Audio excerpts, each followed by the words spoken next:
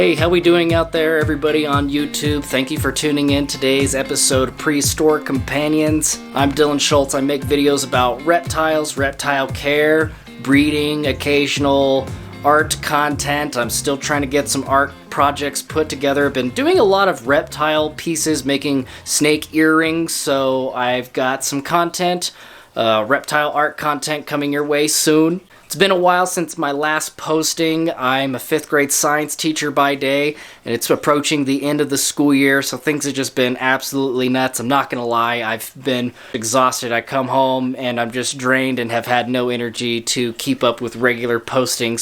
So for my regular viewers, I do apologize about that.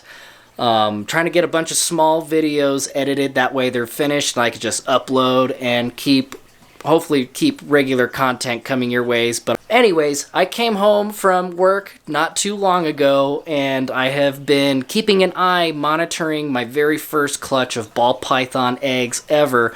I've run into a couple issues during incubation. I've been using a chicken egg incubator, and it hasn't really been that ideal. I've been experiencing quite a bit of temperature fluctuations. Humidity's always been about 100%.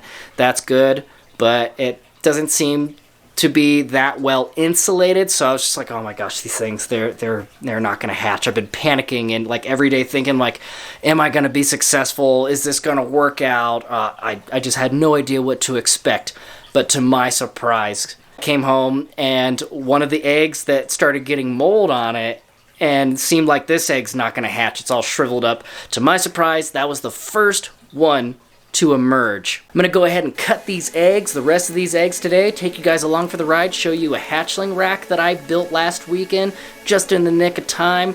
So before we dive into all of today's craziness and excitement bringing new life into this world, let's go ahead and roll this intro and I'll see you guys here in a moment.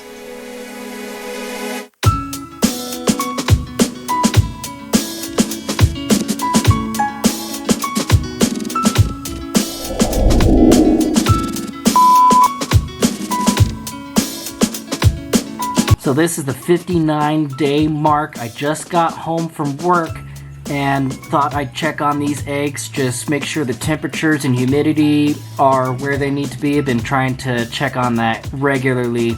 And honestly, this egg right here looks like it had some mold growing on it, and I honestly thought that this one was bad and wasn't going to make it. But as soon as I lifted up that plastic rack, emerged a little tiny baby ball python. Kind of can't see it, but the head is poking out here. It's a little dark in this room, can't really light it up. Let me see if I can light it up some. There we go. So I did not cut these eggs at all.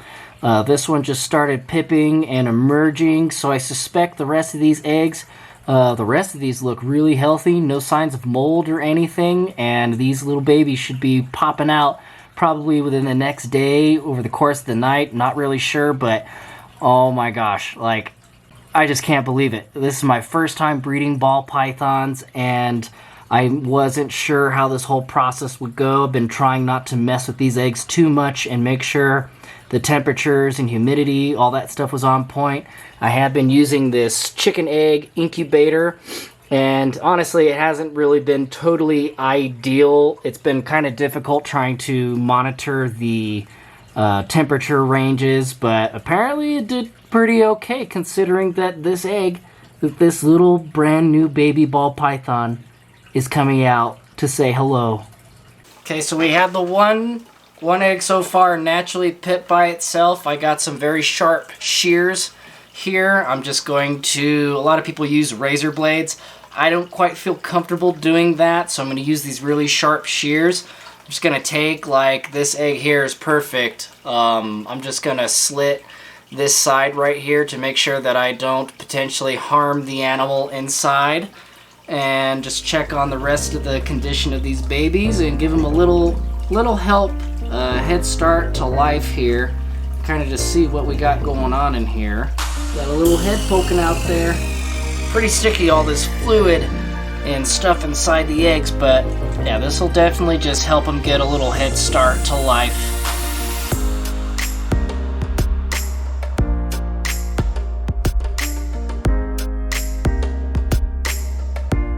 So now all I'm doing to cut these eggs is, like I said, I'm using some sharp shears, and I'm just taking the top of the egg and kind of using one of these folds that's already there and just trying to pinch the sides to remove the animal as far away from where I'm going to make the incision as possible. I do not want to cut this baby.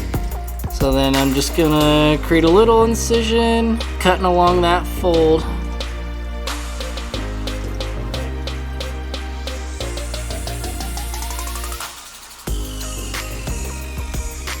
Very sticky fluid coming out of here, these eggs.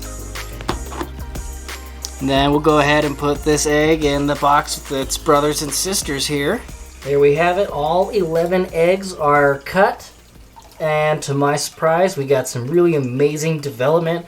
Just wasn't sure over the course of this past 59, 60 days that I've been incubating these little babies. I've been candling them periodically. I've been really trying my hardest not to mess with them too much. I would candle them, and I wouldn't see too many dark spots inside the egg, which is an indication that there is development. I see a lot of light and still strong vein structures in the eggs, so I just wasn't really too sure. But now that I've got all these cut open, I mean, yeah, there's definitely a really beautiful babies in each and every one of these eggs. We got this one poking its face out. There we go. See her little face. Go ahead and put a lid on this container. They got just some moist paper towel in there. I'll let these guys come out on their own. I'll take some documentation along the way. Just let these guys emerge. I'll get these guys set up in their hatchling racks, which I fortunately just built last weekend, just in the nick of time. I'll show you guys that here. Let them get situated into their new home for a couple of days before I offer them their first meal. Their first meal will definitely consist of a hopper mouse. Their first meal definitely needs to be live one. Hopefully I get these guys switched over to frozen thawed fairly quickly. Try to get at least solid 6 to 7, 8 meals in them before I feel like they'd be ready to go off to a really loving home. Definitely anywhere that any of these babies go, I want whoever intends to inquire about them, I want them to be knowledgeable. I want them to be set up and ready to take on a new baby ball python and give them the best chances and quality of life as possible. I spent a lot of time and energy really trying to be successful with this first clutch, and I would love to just see a lot of these babies go to a good home. I will likely absolutely keep 1 or 2, maybe 3. I gotta mind my P's and Q's. I wish I could keep them all, but this is a lot of extra mouths to feed, and this will fund future projects. I just got a bamboo ball python that I can't wait to work with when she's breeding size. Now that I know that this is something I think that I can do and be successful with, so I can't wait to dive into other projects. So with that being said, let's go ahead and check out this hatchling rack that I got all set up for these beautiful babies. So I just got done building last weekend. My father and I built this. He was a tremendous help as far as like how to approach it and materials that I should use. Working with melamine here because it's got like a plastic coating, so that's good at allowing moisture into the wood and swelling the wood, because the inside of this melamine is particle board. You don't want that stuff getting wet. This material is great for, I think, this purpose. I got lots of these tubs here that I drilled holes for ventilation. They fit nice and snug in there. Some of them are just a little bit loose, pull out kind of easy, so I'll have to figure out what to do about that. But in the back I have some heat tape, some THG reptile heat tape connected to a thermostat. Right now I've been just monitoring. This has been running for a couple of days already. I've been anticipating these babies on hatching, so I definitely wanted to make sure the temperatures in these tubs were good and they weren't going to cook. So I have the temperature set to about 90 degrees, so far so good. I used my thermal gun to point the laser inside the hot spot in the back of these tubs, and all the temperatures look pretty good. So each baby will have their own tub. Everyone will get set up nice. I just got to get some water bowls in here. But this is what I'm working with here. Great beginner hatchling rack. And that's a wrap for today's episode. I hope you guys are just as excited as I am about all these just amazing babies. I can't wait to see them fully emerged from their eggs. I'll post another video this weekend, probably on Sunday, and show you how these babies turned out. About half the clutch should be pastels. the other half. It's not the most miraculous clutch in the world. There's some really amazing specimens that people are producing out there, but I just couldn't be excited enough that I had a really large clutch. My first time breeding ball pythons, 11 eggs, and they all developed very nicely from what I could tell so far. They're going to come out, and I'm just pumped. So thank you guys for joining me on this journey. Hope you guys enjoyed the episode. Thank you so much for all my subscribers. You guys are amazing. Thank you for being interested in my content and wanting to subscribe. Promise I got more content coming your guys' way.